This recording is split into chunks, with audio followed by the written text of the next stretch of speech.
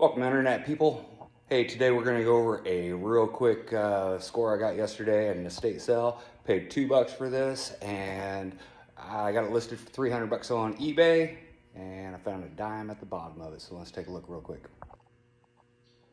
All right, so this doesn't look like anything special, and everybody was walking by. Even at the estate sale, there was definitely 4 or 5, maybe 6 other dealers there. And the estate sale didn't really have anything. It was picked over. It was a couple days into it. And I walked by this tub of books, and I asked how much they wanted for it.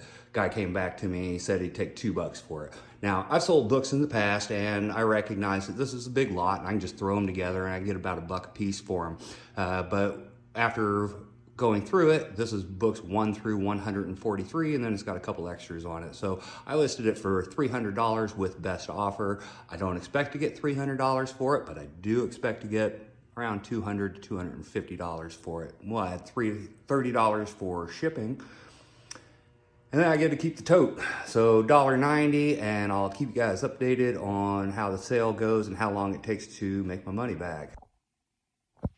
So keep up with more tips and tricks by hitting that like thingy, share all my stuff, and subscribe, please.